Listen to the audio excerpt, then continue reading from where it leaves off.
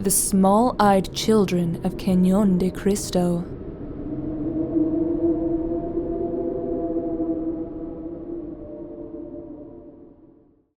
The deathbed story my grandfather told was not one I initially believed. He'd been in a car accident, there was head trauma.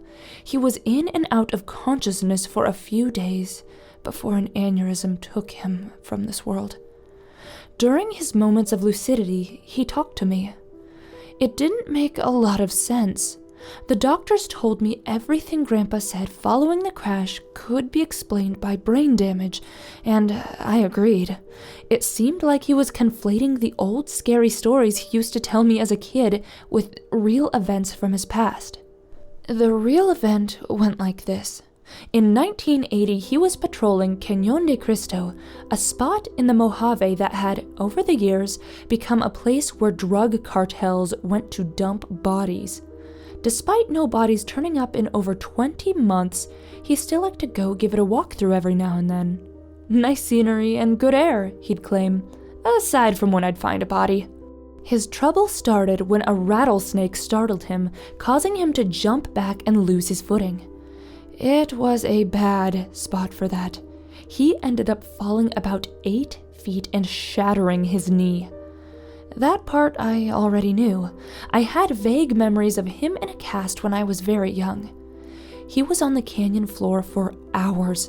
Whenever he tried to move, the pain was so intense, he'd just stop and scream. There was nothing he could do. His radio was out of reach, and there were no cell phones back then.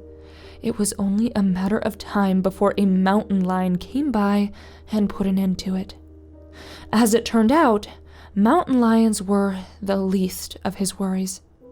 Storm clouds were gathering overhead. Canon de Cristo was known for its flash floods. If the rain was anything more than a sprinkle, he would drown. It was much more than a sprinkle.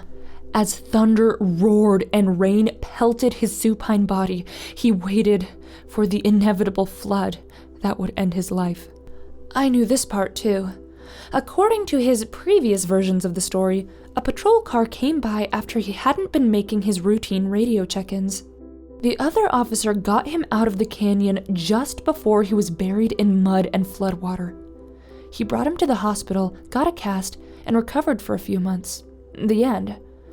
But recently, as he lay dying, my grandfather insisted that wasn't what really happened. Grandpa said he was panicking and hyperventilating in the dirt, which caused him to pass out. When he came to, he was in what looked like a shallow cave in the side of the canyon, and there were people in there with him. Now, I need to pause and tell you about the scary stories my grandfather told me when I was young. He used to talk about creepy children with tiny eyes who wandered around the Mojave and kidnapped other children. I always thought it was a way for him to scare me away from going into the desert by myself.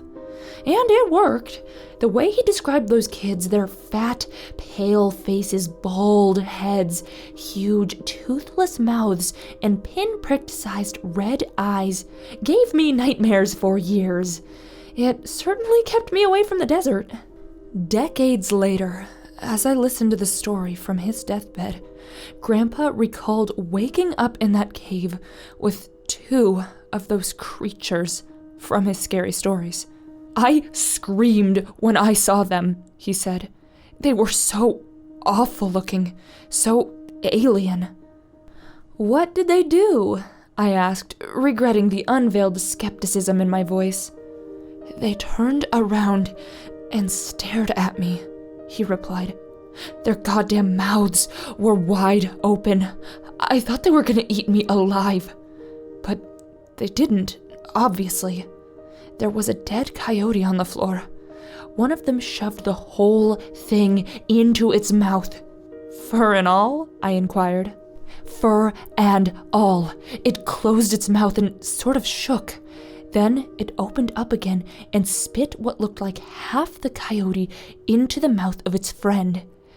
It was like ground meat with bits of fur and bone in it. I just kept screaming. One of them came over and put its hand on my busted knee. It hurt more than anything. I was yelling and hollering and praying that I would just pass out again. Whatever they were gonna do to me, I really didn't want to be conscious for it. Before I knew it, I heard shots. It was the sheriff and a ranger. They'd been looking for me. They filled those creatures with more holes than I have seen since the war. After that, they dragged me out of the cave and brought me to the hospital. The rest is history. I studied my grandfather with pity. Like I said, I figured he was combining the trauma from the fall with the scary stories he told me when I was a kid. I didn't give it much thought. I smiled and nodded and patronized the poor guy until he passed away a couple days later. In his will, I was given his home. I moved into his desert ranch 6 months ago with my wife and newborn daughter. It didn't take long before I realized my grandfather had been telling the truth. It started with footprints in the dust outside the front and back doors. They weren't ones I recognized. They looked like 3 long, fat toes connected to stumpy feet. A little while later, the same footprints were showing up around the windows, especially the one overlooking the baby's room. Our little Paige. I bought a rifle that same afternoon. I called the police to notify them, and they assured me they'd send regular patrols around. They didn't seem surprised by the footprints, and they asked unprompted if a newborn lived in the house. Just make sure the windows are locked, I was told. A good lock should keep out most would-be intruders. Besides, if someone breaks in, you're well within your right to use your weapon.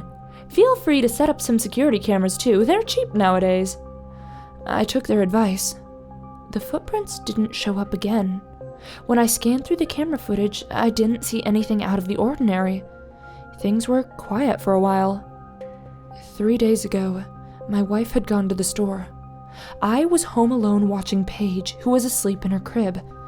It was around noon. I heard the screen door open and commented, "That was fast."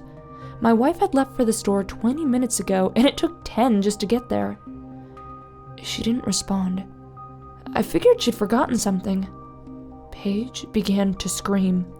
"What's wrong, Paigey?" I called. "Hey, Erica, can you check on her?" No one replied, and Paige kept shrieking. "Erica?" I got off the couch and headed down the hall. There was a bizarre, musty smell in the house, almost like Erica had stepped in something while she was outside. "Calm down, Paige, I'll be right there." The screaming grew muffled, as if she'd found her pacifier. "See?" I said, turning the corner into her room. "There's nothing to yell about." I froze in my tracks. Something was holding Paige by her mouth with its long, pink fingers. It was short and stout, with a bald head and massive gaping maw, and small, red eyes. "You drop her!" I screamed, rushing at the thing. It was bringing my daughter to its mouth. I grabbed Paige's leg and pulled, hearing a sickening pop as her hip dislocated, but it freed her. Her screams began anew. I clutched her to my chest and backed away, my eyes never leaving the monster in front of me. Its red eyes glared at me. Something was happening to its face. Slits were opening in a circle from its cheeks to its forehead. I kept moving. I was heading for the gun safe in the master bedroom. The slits stopped once they looked like wide gashes encircling its tiny eyes. It walked out of the room towards us with its arms outstretched and fingers elongated. "You get out!" I yelled. "Get out of our house!" The flesh around the slits lifted. I stared with disbelief as what was underneath came into view. It was a cluster of countless red eyes. They bulged outward like swollen cranberries as it strode toward us, its hideous mouth gaping and gurgling with every shuffling step.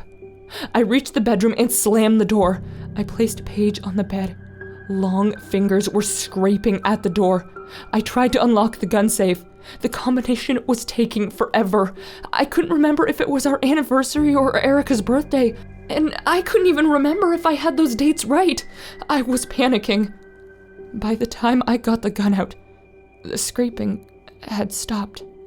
I burst out of the bedroom, gun at the ready. But the thing was gone.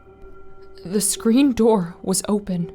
Fat, three-toed footprints went out into the desert.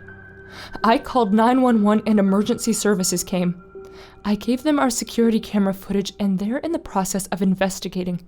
Poor Paige spent the night in the hospital, but she'll be okay. The police told the doctors there was no need to call CPS. The cops seem to know exactly what's going on.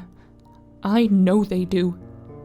I also know we cannot stay in that house anymore.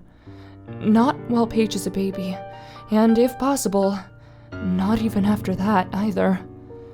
Over the last couple days, nothing has tried to enter our home.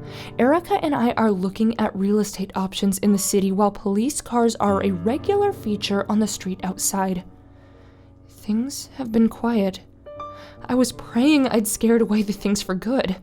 I almost believed I had. That is, until we found face prints on Paige's window early this morning, and marks from long, greasy fingers.